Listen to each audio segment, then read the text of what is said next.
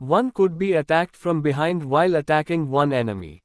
Experience was required to fight a group of monsters. Asher did not have any attack skills, and Emmy's reasoning was right, but Asher was far from normal. His experience in killing was way above Emmy's, who was an A-rank hunter, and mainly dealt with assassination and cleaning. Don't bother with it. Let me try first, said Asher with his usual indifferent look. If you feel like I am in danger, you can kill them, but don't interfere unless absolutely necessary, he added. Emmy could not refuse his orders, so she nodded and removed her presence and moved a bit closer to Asher to react to any mishaps immediately. Asher moved towards the wolves, who noticed him but did not charge at him immediately. They sensed the blood of their own kind on his body, which made the human they were facing seem strong. Though these monsters do not have the mental ability to think this far, their beastly instincts allow them to sense danger. Two of the wolves started to circle around Asher to get him in the center so they could attack him together. Unlike last time, Asher did not bother waiting for an attack. He bent his knees a bit and channeled some of his mana around his legs, then jumped towards the two wolves at high speed. His speed was comparable to any F-rank hunter despite being AG rank. The additional boosts of the system were showing their effects now. The two wolves wanted to dodge, but before they could, Asher reached one of them and slashed his sword. The wolf immediately died, with its blood spurting out of its neck region. Less than 100 express acquired greater than. Seeing one of them die, the wolves growled at Asher. Two of them charged towards him from the front, but he backstepped from his previous position. The other wolf, who was near him now, slashed its claw towards him. Asher blocked the claw attack with his sword. The sound of the claw and metal colliding was heard. Shing! He used mana around his arms to strengthen them and took his sword a bit towards him before pushing the wolf away. As he pushed the wolf, he immediately charged towards him and diagonally slashed at the wolf, whose face was cut in half. Less than 100 express acquired greater than. Seeing his brutal way of killing, the two wolves took a step back and became wary of him. Asher was quite bored with the fight. It was not enough to get his blood pumping. I should probably stop playing around now. Seeing a bit more will not make Emmy suspicious of me, thought Asher. He knew that everything happening here would be reported to his family. If Asher used his original fighting style, he would have a lot of explaining to do as to how a person who detested training became such a sword expert suddenly.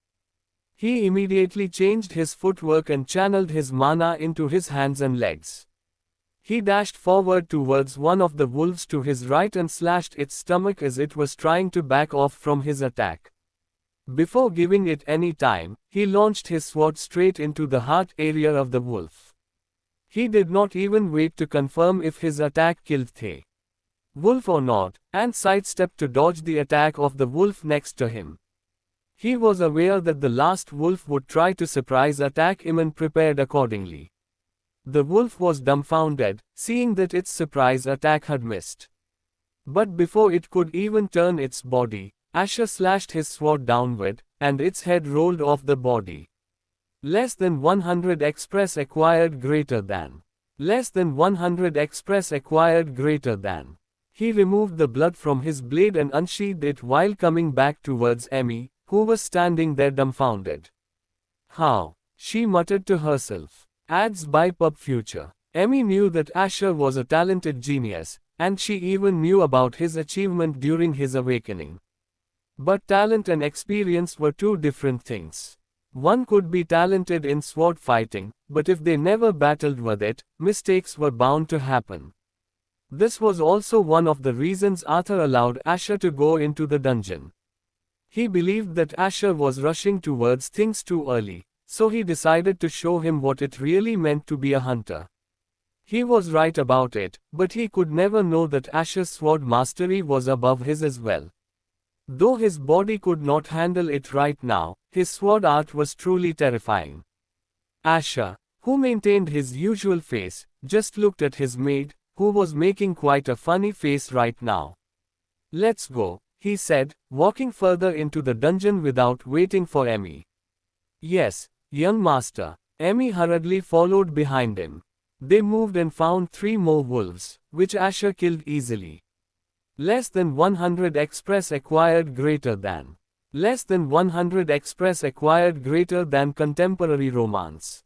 Less than 100 express acquired greater than.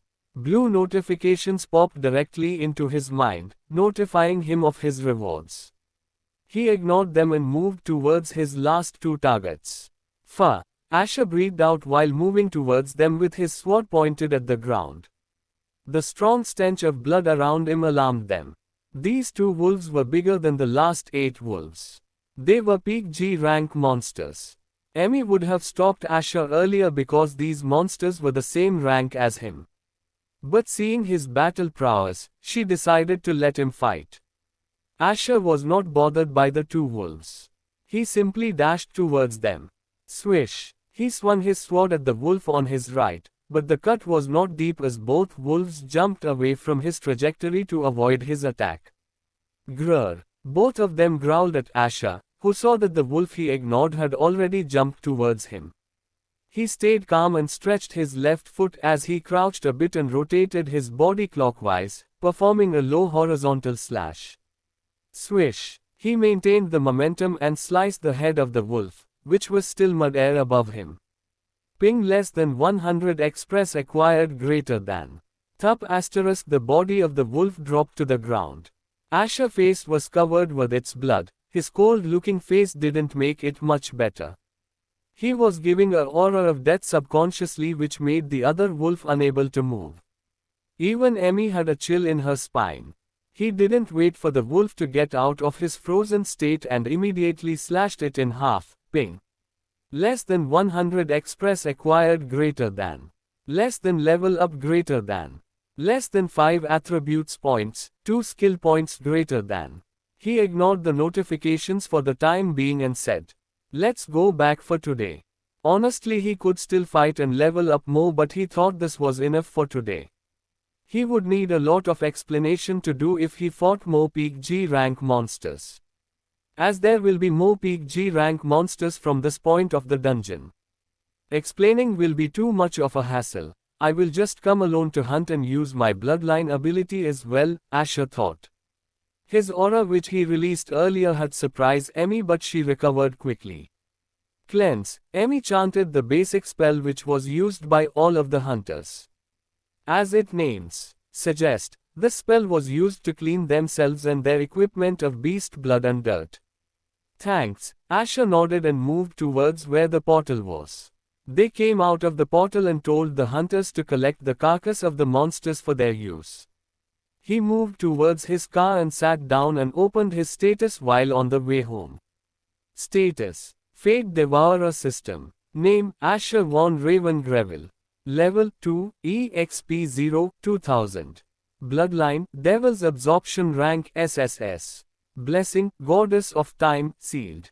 Body Constitution: Mana Core. Rank A. Shop Quests: Synthesis. Attributes: Strength 32, Agility 27, Endurance 40, Intelligence 55, Mana 45, Stamina 40, Charm 57, Fate 230, AP 5, SP 2. I will save the points for now. Asher decided to save the points rather than using them right now. He was thinking of unlocking synthesis before upgrading his skills. Right, my birthday party will be the place where all 4 of them showed up together for the first time, Asher smirked while remembering this event. I will let this event play like it happened in the past, but this time the impact will be even larger, he thought. He was remembering how his previous birthday party had gone. He typed some information on his phone and sent it to Emmy, saying, "Emmy, find this kid for me. And after you find him, don't make any moves. Just inform me first," Asher told her.